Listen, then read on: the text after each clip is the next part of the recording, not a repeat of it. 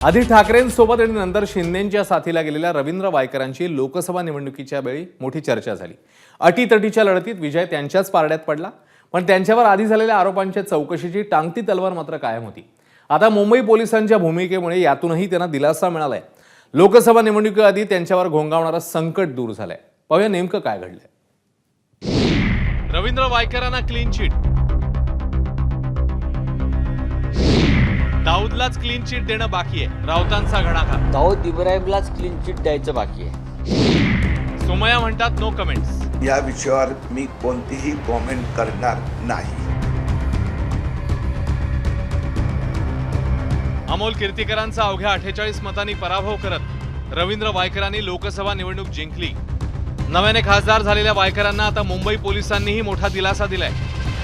जोगेश्वरी भूखंड घोटाळा प्रकरणी आर्थिक गुन्हे शाखेकडून कोर्टामध्ये सी समरी रिपोर्ट दाखल करण्यात आलाय।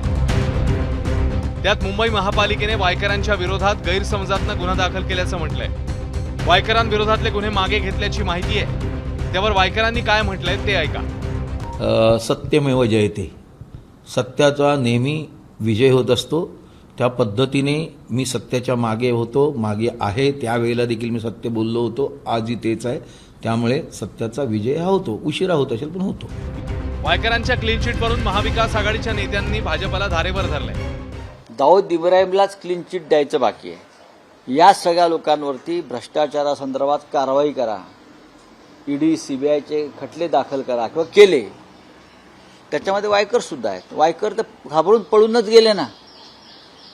वायकर हे घाबरून पळूनच गेले ईडी आणि सीबीआयला। हेच केस, याच खटल्यांमुळे आता त्यांना क्लीन चिट दिली।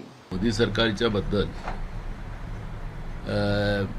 त्या ईडी आणि सीबीआयच्या माध्यमातून, त्या कार्यकर्त्यांच्या माध्यमातून ते राजकारण कसं करतात, त्यांच्याकडे गेलं की वॉशिंग मशीनमध्ये धुतलं जाते, हे आपण अनेक चित्र पाहिलेले आहे। त्याच्यामुळे मला आता ही चर्चा फार काही महत्त्वाची आहे असं मला वाटत नाही, कारण एखादी घटना झाली तर आपण मान्य करू। भ्रष्ट लोकांचा सरदार आज देशामध्ये कोण असेल तर नरेंद्र मोदी आहे। जी त्यांची स्टाईल आहे ती फक्त महाराष्ट्रापुरतं सीमित नाही।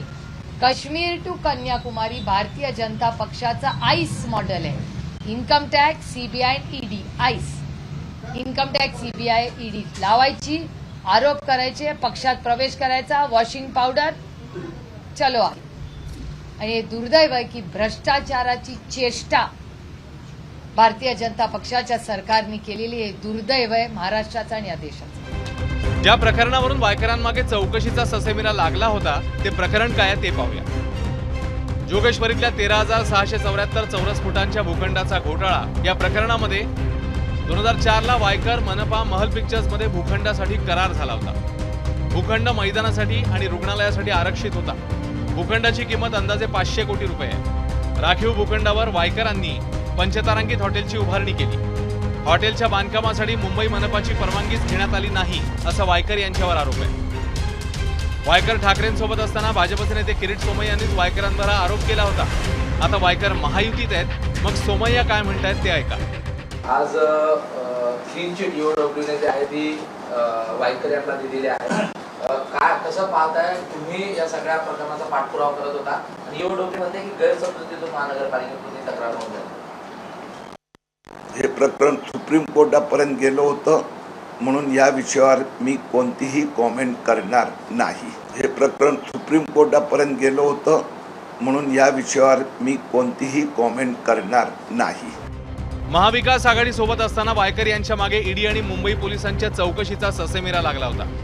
त्यानंतर लोकसभा निवडणुकीच्या तोंडावर वायकरांनी ठाकरेंची साथ सोडत शिंदेंच्या शिवसेनेत प्रवेश केला।